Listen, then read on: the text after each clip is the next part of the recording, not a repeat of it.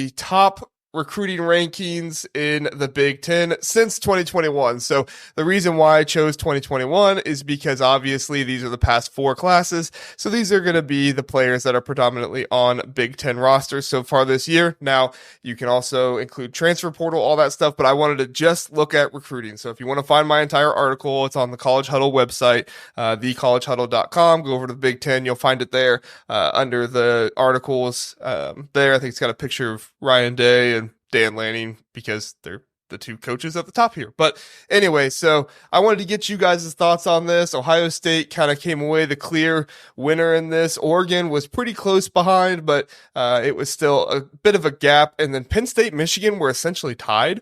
From what I was looking at, the numbers that I was going with, Penn State actually had a lower ranking average, but they have had a higher average of recruits that they've signed. So it just so happened that, the way the rankings turned out, Michigan must have been barely higher, but Penn State still had higher classes at one point, the way that works. And then if you're listening on podcast, the rest of the list goes USC at number 5, Nebraska, Wisconsin, Maryland, Iowa, Michigan State, Rutgers, Minnesota, Purdue, Washington, Illinois, Indiana, UCLA, Northwestern. Zach, you tell me, does anything surprise you on this list? I think, I don't know if anything surprises. Well, that's not true. There's a few things that are still surprising to me because I think we've looked at recruiting quite a bit. And, I think I'm surprised at how inept UCLA and Washington were on this list in terms of recruiting. So that's one. I think the second is quite honestly how low USC is. USC is a traditional power, but their average national recruiting rank was 25.5, which for all what people are saying about Lincoln Riley coming to USC and raising the standard, I think he has raised the standard a bit, but it's still not where we would expect it to be, which is why I think people don't see USC as the big dog coming in from the Pac-12, but Oregon. So I think those are my surprises. I have some other thoughts, but I'll just leave it at that in terms of surprises. I do want to also reference that Sonny from Illini Cast says Death Texas Ohio State number 1 on list made by JR. Yes, this is a continual running joke, so I'm not trying to be biased. This is a running joke between me and Sonny where how many lists can I make in the offseason that has Ohio State number 1. So we're going to keep doing that until I run out of creative ideas, but I still find the rest of the list interesting. Before we get to Andrew, I do want to point out, I wrote it in the article, Zach, and I'm trying to make sure I find it correctly here. Yes. So USC, if it wasn't for one recruiting, just one recruiting class, they probably would have been close to tied with Oregon. Their 2022 class, which I think was that the one that Lincoln Riley was hired. No, I think that was the one that right before he got hired. They ranked 70th. So they had 2 top 10 classes, a top 20 class, and then 70th, which just absolutely killed their ranking or their ranking average, and then also killed their points per class average and points per recruit average. So really hurt them there. They did manage to give a 5-star in that class, but they only signed 9 players overall, which that was kind of how do you sign only 9? I wrote it in the article. I'll have to remember. I'll go back and look really fast, but it had something to do with Lincoln Riley coming in. So, Andrew, why don't you talk about your surprises really fast, and I'll check on that again. Yeah, I would say that my thoughts echo Zach's pretty closely in that I would expect USC to be closer into that top 4 alongside UCLA, just given some of the lower teams on this list. I would say that I would have maybe expected Michigan State to be a smidge higher, but given some of the churn that's been happening there over the past couple of seasons, it's understandable. And what really just kind of struck me from this list, especially, was it's extremely impressive what DeBoer was able to do with Washington, given just where their average rankings were as far as recruiting relative to their new conference. Even though this is this isn't average. Like those players, a lot of them were on this national runner-up team. Yeah, for sure. I pointed that out in the article as well, that like DeBoer really did an excellent job of going into the transfer portal and getting good players. They did have some high quality players. UCLA and Washington were kind of the same way. They both just signed so few of commits that it really affected their points per class average. They had two of the higher points per recruit average, but because they were only signed, I think like UCLA, I want to remember correctly, UCLA signed, I think it was 55 total commits in 4 years, which is just outrageous. How do you only sign 55 commits in 4 years? That's like, that. What does that average out to? Like 13 recruits or something like that? Or 13 or 14, somewhere in there. Yeah, 13, 14. Yeah, like that is just ridiculous. And then Nebraska, when Matt Rule has signed like 59 recruits in his 2 classes that he's been at Nebraska. He wasn't even there for the full time before the first class that he signed. So I think 28 and 31 were the 2 classes that he signed. And so it's just like completely ridiculous that Nebraska can sign 59 recruits in 2 classes, but UCLA can only sign 55. Just absolutely ridiculous. Yes, Lincoln Riley was hired on November 28th, 2021. So that class was most likely affected by Lincoln Riley coming in. And you would think that would give him enough time before early signing day to at least get some recruits together. But however, he was not able to get enough recruits together to have a large enough class. So, Zach, how close is these rankings here? How close do you think these will be to the Big Ten standings at the end of the season? Oh, that's a good question. I think it's hard to tell because of scheduling, right? So I think I was just looking at Purdue's schedule. Purdue is the 13th best team. And so you would think, well, maybe they have a shot at a bowl game, maybe even 7-5. Their schedule is insane. Penn State, Oregon, Ohio State, they play Oregon State and Notre Dame in the non-conference. I think they play at Wisconsin. That's most likely 6 losses there. And then you have some toss-ups. Whereas you look at a team like Iowa, Iowa, I think, was what, 7th on your list? 8th?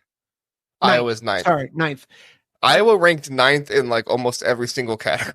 9th, and this might tip my hand to a later discussion.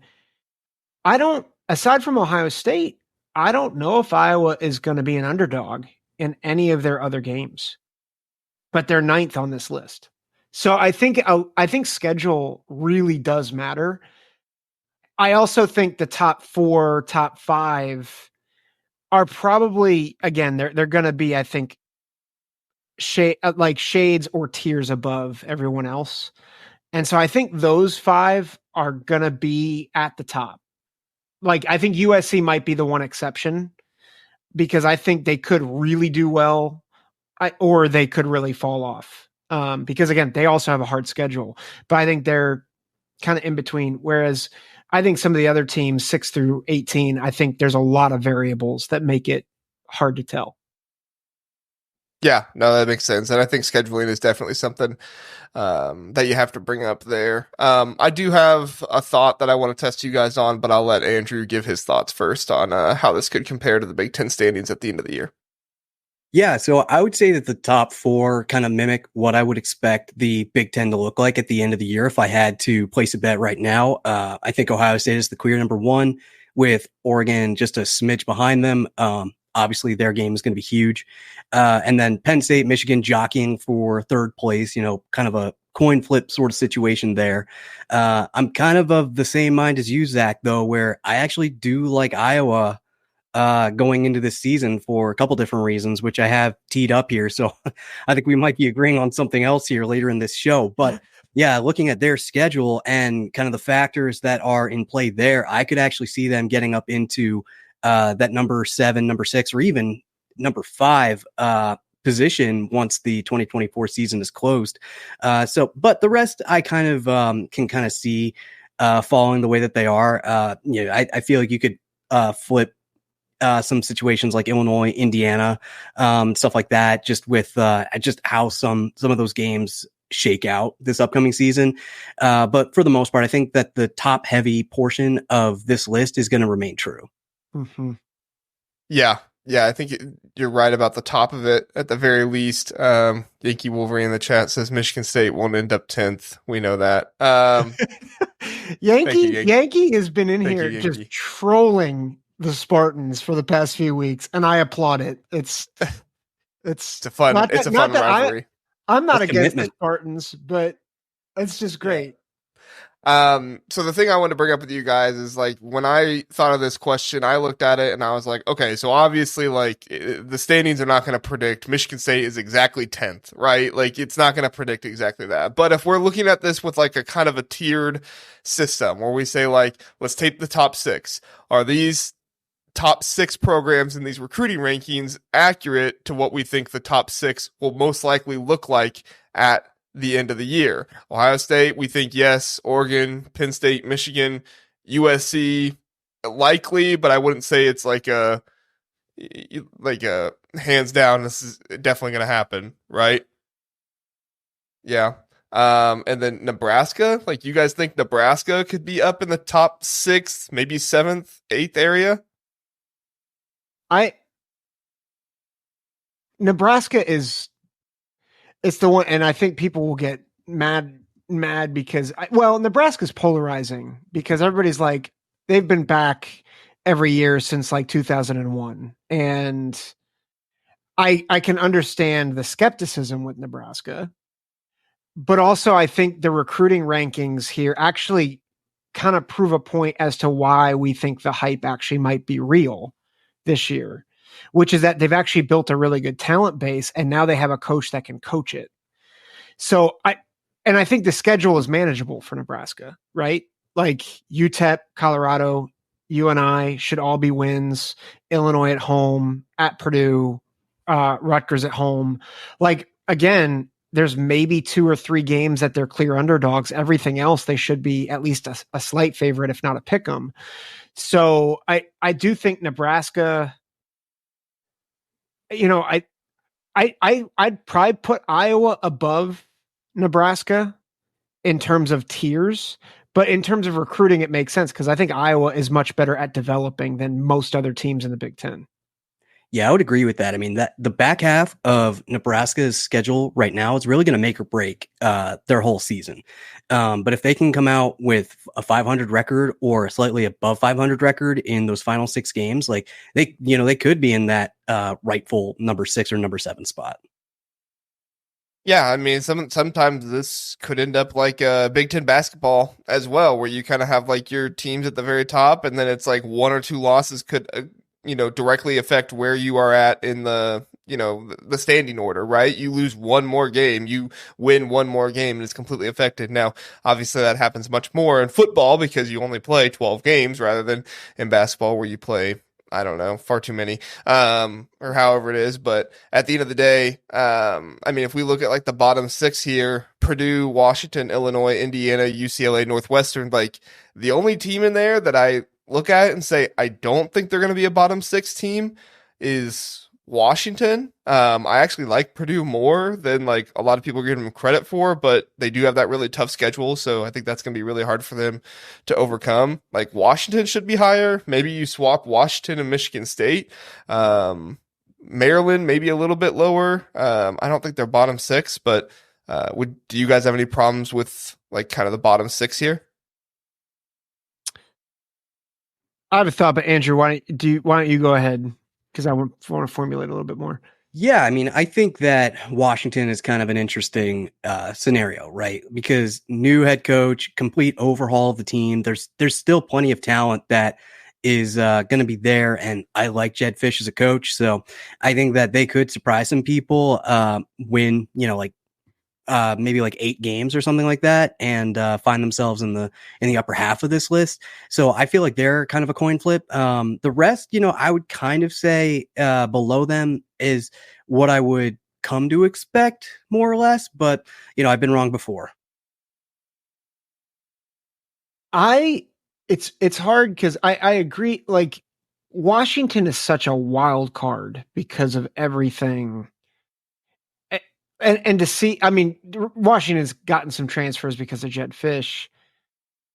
I'm just not as high on Washington, I think, as you are, JR. And I don't know if how high you are on the Mandrew based on what you're saying, but I just don't know. And I think a team, and maybe this is my old school Big Ten bias that's coming out.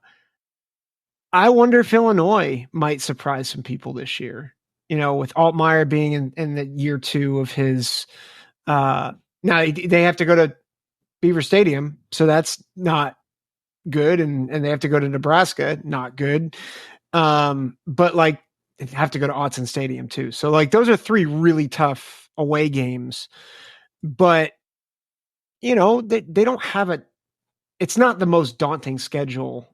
But I think Northwestern, UCLA, Indiana. JR, I appreciated in the article when you said if the Big Ten allows Northwestern to win 5 games, it's a travesty. And it is. Like as it much is a as, complete embarrassment based on these rankings here. And even if you look at the Northwestern last year, their recruiting class would have been 3rd in the MAC. 3rd. Like you're letting a MAC school win 5 games in the Big Ten. It's a complete embarrassment. If you lose to Northwestern last year, you are embarrassing. I'm sorry. Yeah. Well, which comes to my point is why is everybody excited about Mike Locksley when you lose to Northwestern? But that's save Mike Locksley rant for another time. Yeah, it's true. But I do think that I had this thought and it's escaping me. JR, save me here. I was going to move on. So